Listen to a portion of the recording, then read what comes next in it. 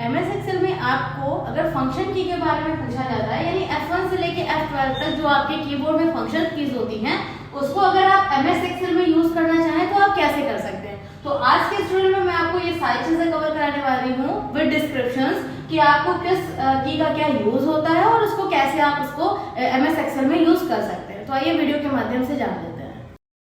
आपको मैंने बताया है कि फंक्शंस की आपकी जो F1 से लेके F12 तक रहती हैं, तो वो आप एक्सेल में एक एक कीज का प्रॉपर यूज कैसे कर सकते हैं। अगर आप कोई लर्नर है, बिगनर है, या आपको फंक्शंस की देखिए, ये जो फंक्शंस की हैं ये आपको काफी हेल्पफुल रहेंगी इस वजह से क्योंकि ये आपको काफी जो काम होगा उसको शॉर्टली वे में आपको डिफाइन करके चीजें दे देती हैं। तो अगर आप कोई ऐसा काम कर रहे हैं जिसमें आपको शॉर्ट तरीके से काम वर्क भी करना है, तो आप फंक्शन की हेल्प से काफी अपना वर्क शॉर्ट तरीके से कर सकते हो, यानी घंटों का काम सेकंडों में आप निपटा सकते हो।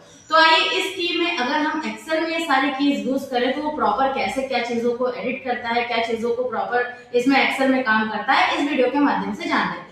सबसे पहले की आपकी होती है F1, जिसका आपका यूज होता है हेल्प के लिए, यानी ये नॉर्मली हमेशा हर सॉफ्टवेयर में हेल्प का यही यूज होता है, F1 शॉर्टकट की का। अब यहाँ पे क्या करेंगे, एक्सेल में अगर आपका कोई हेल्प विंडो ओपन करना है तो हम फंक्शन की का यूज करेंगे, तो ये आपका एक्सेल में हेल्प का सेंटर यहाँ पे देखिए ओपन करके दे देगा। अगर आपका यहाँ पे ऑनलाइन कनेक्ट है तो जो भी चीजें आपको हेल्प में अगर चाहिए होंगी तो यहाँ से आप वो चीज सर्च कर सकते हैं, आपका एक्सेल में ही हो जाएगा। सेकेंड थिंग, अगर आप सेकेंड की बात करें तो वो होता है एडिट सेल। ये क्या करता है, अगर आप किसी भी एडिट में कोई चीज टाइप करना चाहते हैं किसी सेल में, तब आप F2 का यूज करेंगे प्रॉपर। जो भी चीज आपको टाइप करनी है, एडिट करनी है, कोई चीज मुझे बीच में ही रेफरेंस में लिखनी है, आप जैसे इस पे डबल टैप करते हैं, डबल टैप ना करते हुए आपको क्या करना है, सिर्फ F2 का यूज करेंगे और उसको आप अच्छे से सारी चीजें कर सकते हैं। इसी के बाद जो सेकंड यूज होता है वो आपका है F3 का।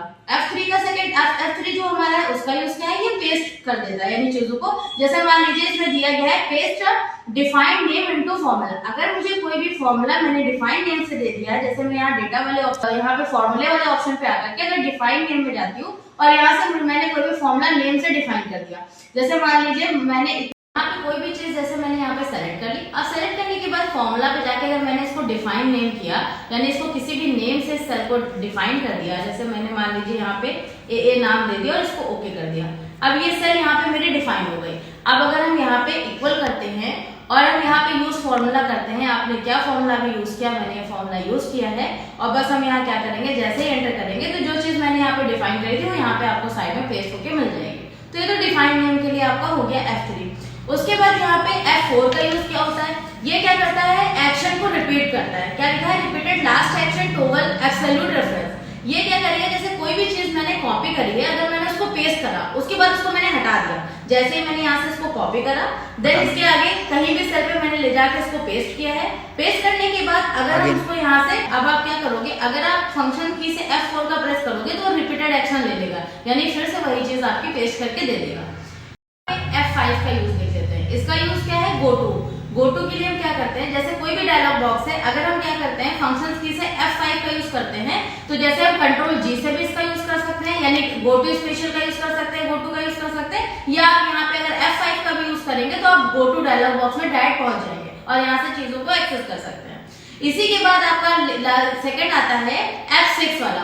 F6 फंक्शन का यूज आप क्या करेंगे, move between worksheet pane ribbon. ये क्या करेगा, जो आपकी वर्कशीट्स हैं, जैसे मैंने यहाँ पे मान लीजिए कि फंक्शंस की का यूज किया और F6 यहाँ पे यूज किया, अब देखिए ये यहाँ पे आपकी जो नीचे शीट आ रही है ये एक्टिवेट हो चुकी है। इससे हम एरो की हेल्प से जो भी जिस भी शीट पे पहुंचना चाहते हैं वो एक्टिवेट हो जाएगी और उस शीट पे आप आसानी से पहुंच सकते हैं, इस तरीके से F6 की का यूज करके।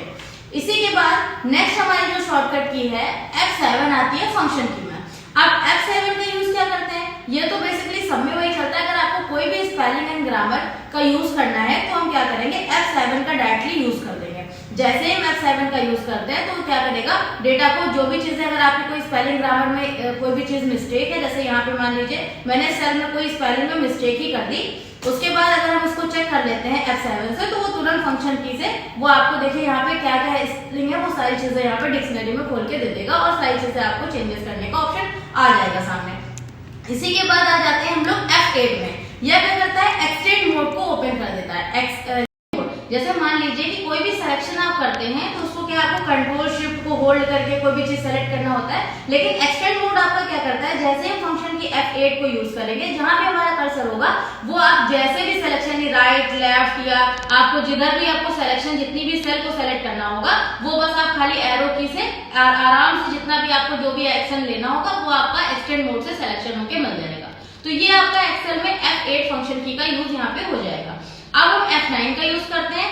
कोई भी ऐसा वर्कबुक है जिसको हमें रिफ्रेश करना है यहाँ पे, तो हम क्या करेंगे F9 का यूज कर देंगे। तो आपकी जो भी विंडोज होगी तो वो क्या करता है, विंडो को रिफ्रेश करके यहाँ पे शो करा देता है। अब इसी के बाद आपका नेक्स्ट जो शॉर्टकट होता है वो है F10। F10 का प्रॉपर यूज क्या होता है, जैसे आपको कोई भी सेल है उनको एक्टिव करना है, जैसे ही मैंने यहाँ पे F10 शॉर्टकट की का यूज किया तो जो भी एक्सेल में अपने में ओन यानी डिफाइन शॉर्टकट कीज होती है, जैसे मुझे इंसर्ट मेन्यू में जाना है तो यहाँ पे N दिया गया है, उसके बाद मुझे पिवट टेबल का यूज करना है तो V दिया गया है, तो वो सारे ऑप्शंस अपने आप को एक्टिवेट करके सारी शॉर्टकट कीज आपको दे देता है। इसी के साथ साथ नेक्स्ट आपकी जो शॉर्टकट की हो जाती है वो क्रिएट अ चार्ट की शॉर्टकट की है। उससे क्या करेंगे, क्रिएट अ चार्ट शॉर्टकट की से हम क्या करते हैं, ये आपके पास यहाँ पे जैसे ही हम फाइल ऑप्शन पे अगर मेरे पास कोई भी डेटा है, मान लीजिए मैंने यहाँ पे कोई डेटा बना रखा है, अगर मुझे उस पर क्या करना है, किसी भी डेटा को चार्ट में कन्वर्ट करना है, तो वो क्या करता है कि जैसे ही आप उसको चार्ट में आपको कन्वर्ट करना होता है तो आप क्या कर देता है, जैसे मैंने इस चीज को सेलेक्ट किया, आप जैसे ही मैं फंक्शन की में F11 का यूज करूंगी तो जो भी आपका डेटा था वो क्विकली उसने क्या किया, चार्ट में कन्वर्ट करके दे दिया। कोई भी आपके पास डेटा होगा वो तुरंत उसको चार्ट में कन्वर्ट करके दे देगा F11 की हेल्प से।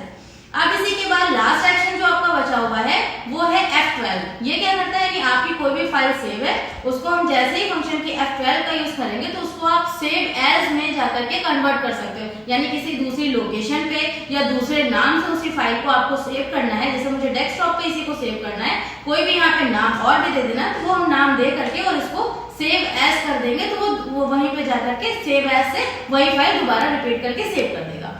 तो ये कुछ फंक्शंस की थी। तो कैसा लगा आपको ये वीडियो? अगर आपको वीडियो फुल ऑफ इन्फॉर्मेटिव लगा और आपको लगा हो कि एक्सेल में आपने फंक्शन की के बारे में कुछ नया सीखा तो वीडियो को लाइक सब्सक्राइब शेयर जरूर करिएगा और भी नई चीजें सीखने के लिए हमारे चैनल को फॉलो करिएगा ताकि मैं आपको और ऐसी नई नई जानकारियां देती रहूं। तो बहुत बहुत धन्यवाद आपका इतना कीमती समय देने के लिए। Thanks for watching, thanks for supporting, thank you so much.